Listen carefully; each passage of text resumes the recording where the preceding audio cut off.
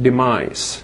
And that is why in some hadith, when we discuss the issue of Silatul Rahim, keeping ties with your relatives and loved ones, and the opposite, which is Qata'ur Rahim, breaking ties, and we talk of children who become Aqul Walidain, in other words, they are disowned by their parents. We know from many ahadith that if your parents disown you, it does not matter how much good you do, you will never even smell the fragrance of paradise, even if they are wrong and you are right. And I've talked about this time and again, that if your parents are wrong and it is their fault and they oppress you and you only look at them with anger, Allah will not accept your prayers. Okay, so parents have a very lofty status. Now when we talk of Aqul Walidain, we know from hadith that some children become Aq to their parents in this world. But after their parents pass away, they regret and remorse over what they failed to do. And they do so much good for their parents who have passed away.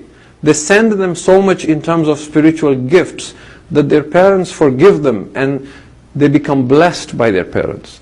And some is the opposite. Their parents bless them while they're in this world, but after their parents pass away, they forget them. They forget them for so long that the spirits of their parents disown them.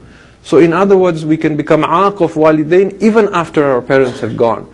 Which therefore means that relationships remain even regardless of whether the person you're related to has passed away or not.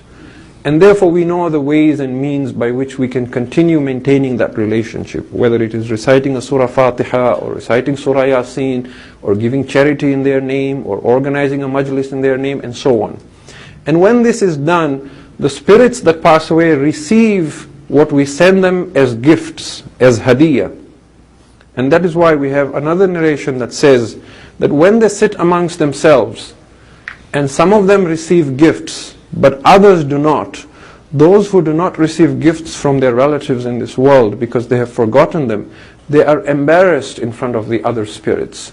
And we are told فَيَخْجَلُونَ أَمَامَ الْآخِرِينَ. They feel shame that this spirit is receiving gifts from cousins and from relatives and from individuals who are not even related but just had love for him. I have sons and I have daughters, but they do not remember me with even one Fatiha, even once a week.